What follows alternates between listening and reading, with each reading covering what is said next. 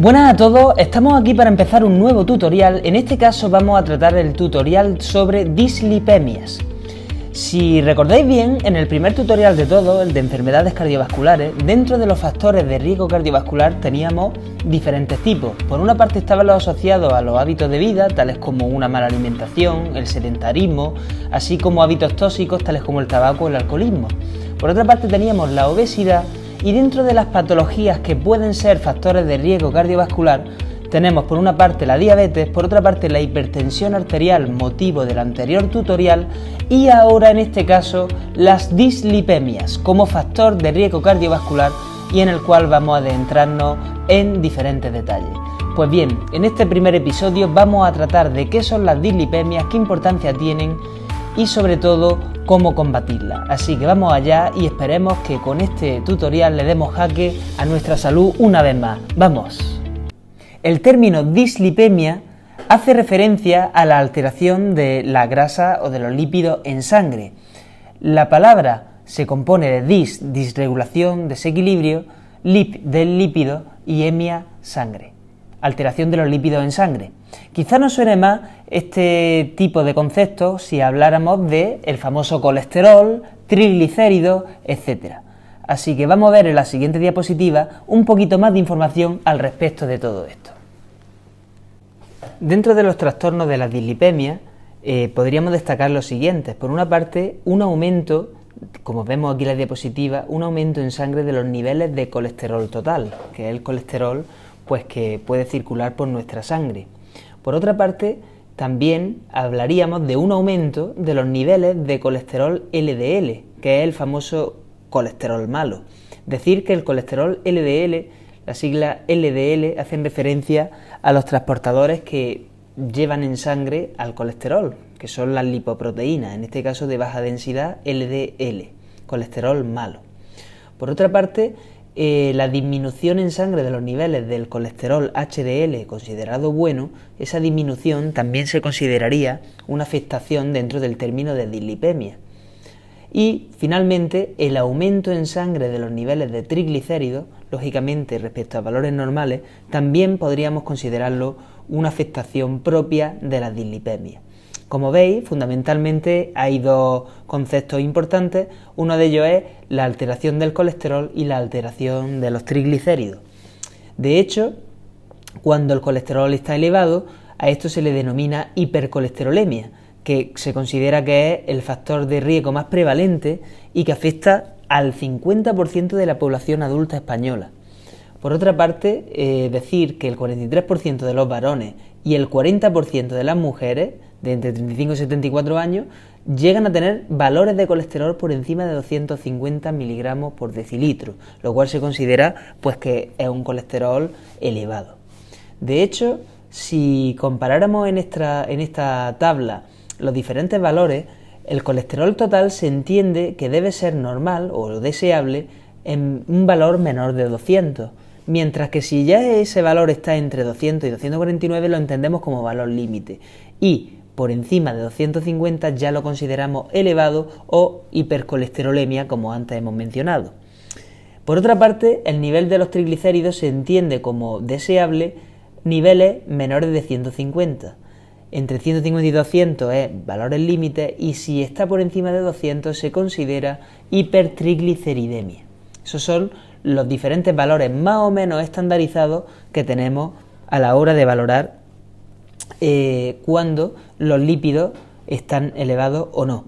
Tenemos que decir que estas cifras están sujetas a cambios, a consensos, a diferentes estudios científicos y tampoco hay que obsesionarse con las mismas.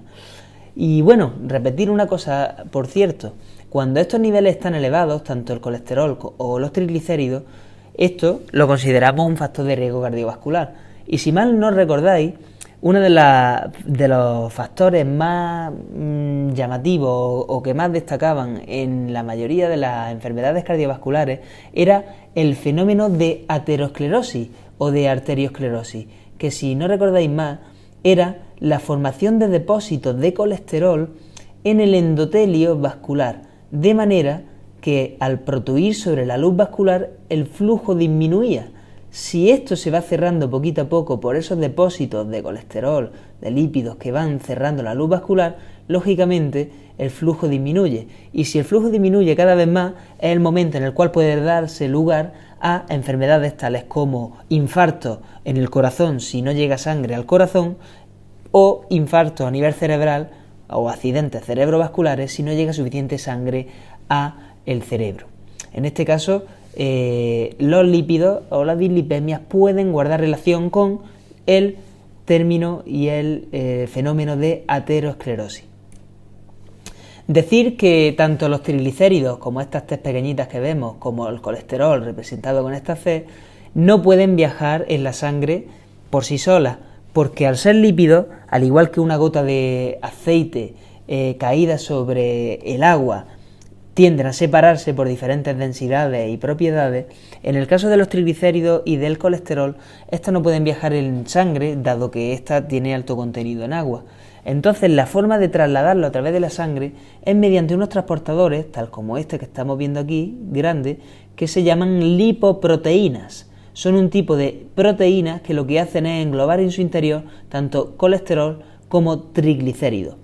Y en función del tipo de lipoproteínas que transporten a este tipo de sustancias, pues se denominan de una manera o de otra. Por tanto, no viajan en sangre, sino que requieren de lipoproteínas. Es más, cuando medimos valores en sangre de este tipo de compuestos, no medimos los triglicéridos o el colesterol realmente, medimos las lipoproteínas, el tipo de lipoproteínas que los transportan. Pero bueno, eso es a nivel teórico, lo que nos interesa es más o menos los conceptos más tangibles y más cercanos a la realidad.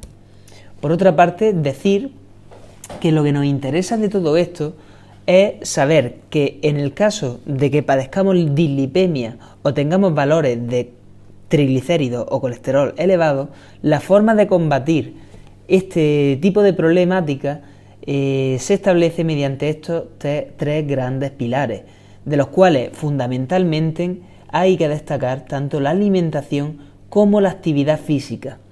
La alimentación en cuanto a mejorar los valores de colesterol y triglicéridos es fundamental, y en futuros episodios vamos a destacar diferentes detalles al respecto. Por otra parte, la actividad física también representa un pilar muy importante, pues con aquellos consejos tales como al menos realizar 30 minutos de ejercicio al día, moderado, vigoroso, y por otra parte intentar que sea tanto aeróbico como anaeróbico. Combinar la actividad física es una pieza clave para combatir la dislipemia y para estar saludable de manera general. Finalmente, la medicación sería el tercer pilar sobre el cual debiéramos actuar, pero claro, este pilar solamente sería importante en el caso de personas que padecieran de dislipemia de manera mantenida en el tiempo crónica y que esto pudiera repercutir en un problema a largo plazo mediante la formación de aterosclerosis, pero no por el hecho de que tengamos colesterol o triglicéridos elevados en sangre de manera puntual o de manera en un espacio de tiempo corto, sería motivo para tratarlo médicamente, para nada.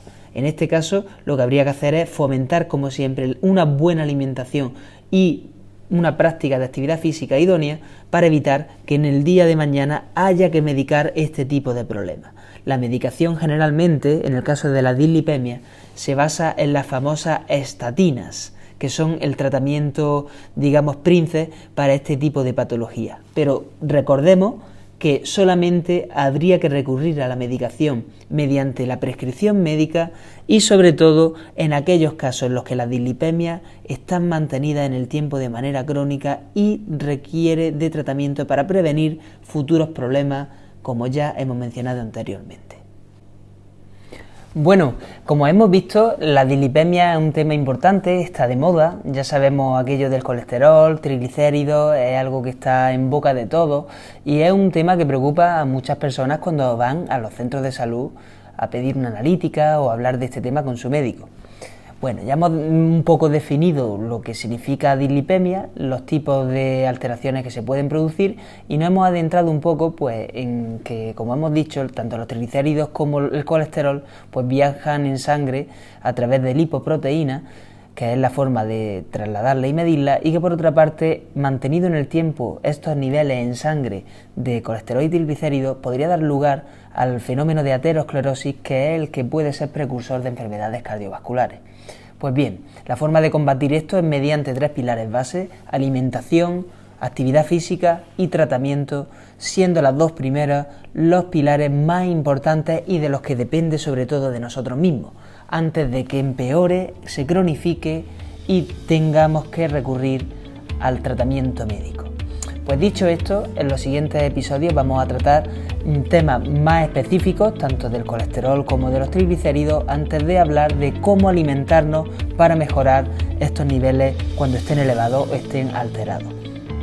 Espero que os haya gustado esta introducción de este primer episodio del tutorial sobre dislipemia, y como siempre os animo a que os suscribáis al formulario de suscripción del blog a través de la página drquake.com/suscripción. Es la forma de poder seguir todas las novedades del blog a través de emails que iréis recibiendo de manera informativa y que os harán estar más cercanos, más apegados al blog y todas las novedades que surjan a través del mismo. Bueno, pues dicho esto, me alegro de que hayáis llegado a este punto del vídeo y, sin más que decir, que disfrutéis y que le deis jaque a vuestra salud cada vez un poquito más. Nos vemos.